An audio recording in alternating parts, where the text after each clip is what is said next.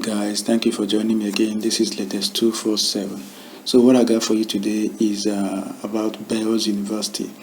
Bells University recently had about 81 students that graduated with first class degree.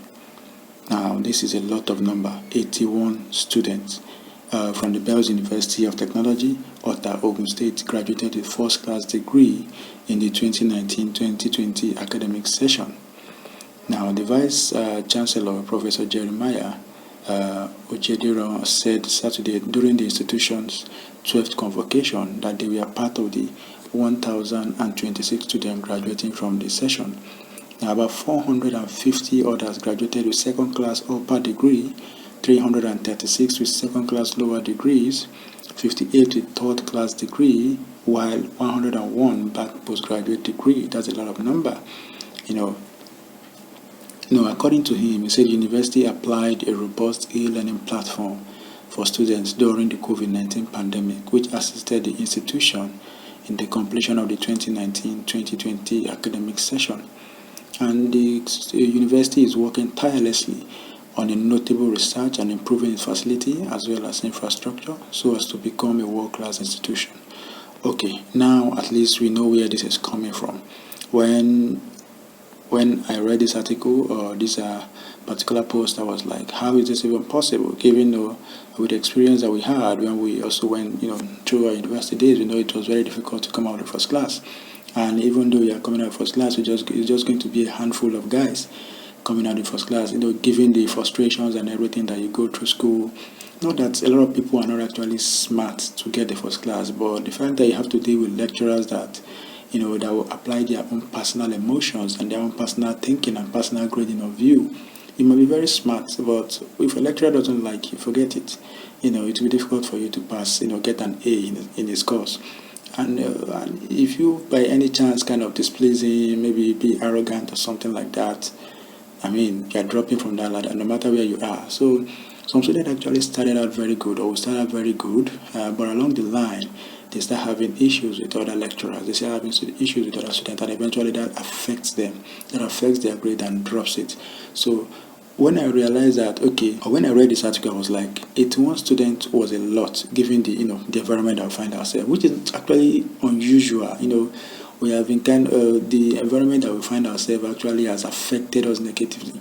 So when you see such number, you become doubtful. You want to ask questions. How did it happen?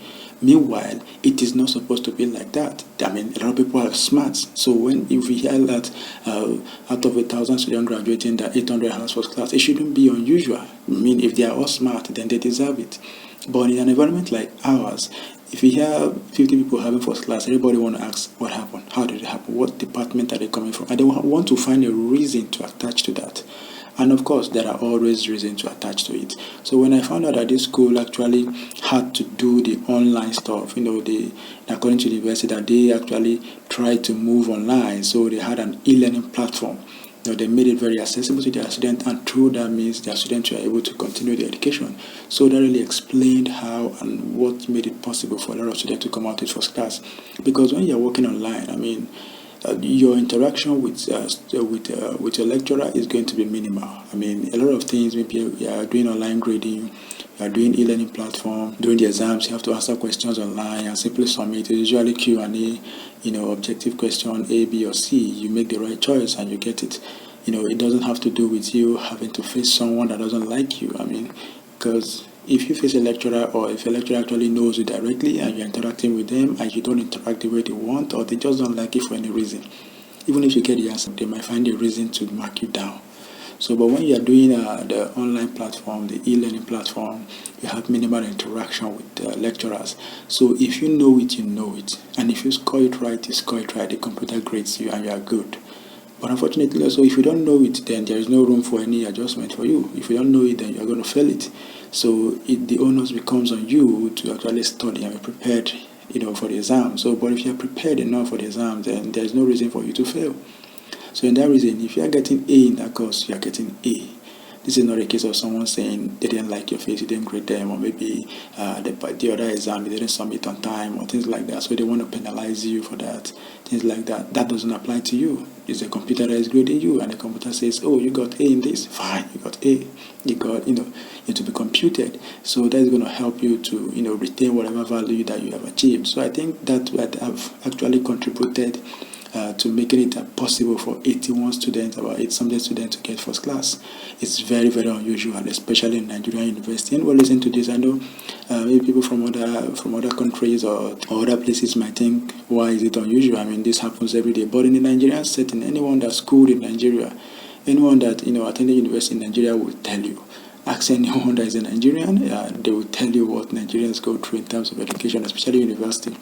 So it's not that easy to get that kind of stuff. So when you see it like this, you want to ask questions. When you see it like this, you want to dig deep. And that is why when I saw this, I had to dig deep to say what actually happened, how did this become possible? And then I found out that, okay, e-learning made it possible. So I think the takeaway from this would be that if e-learning becomes the norm, if it becomes something that is normal for like every university, which it's still far-fetched. I mean, even the private universities have not yet implemented it to the fullest. Talk more of government universities. Government universities that are very, lacking and lagging in a lot of things. Even common infrastructure. Talk less of moving online totally. So, if e-learning and online grading platform becomes the norm, then I think we'll start having a lot of good certificate and good result from people, because if you read, if you study, then it will reflect in what you answer. It will reflect in your papers, and not the one that when you have issue with the lecturer, it will not affect your grading. No, you are simply dealing with a computer. But also a bad implication of it will not be that if you don't know it, you don't know it. If you are not smart enough to answer the right question, then you are done. You are going to fail flat. No one is going to help you. It's going to show right away. So, and I think, back in the days, you see some departments that don't do a lot of essay questions, and they do a lot of, like objective questions where you just have to pick between different options. You see that those are the kind of department that usually get first class. I mean, back in the days in my own school, those are the kind of department that get a lot of first classes, because their questions are usually, you can actually practice before time. You can practice with old questions, and you are sure, okay, this might come out, and when this comes out, you'll be able to get it. And sometimes you might actually forget the answer to a question, but when you see options, you remember.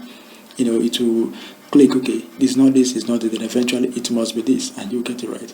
But when you study, like the course, the type I studied, where you have to write out essays, you have to, give a description for your answers. If you don't know it, if you don't remember it, no one is going to give you a clue, no options to pick from. You have to write it down.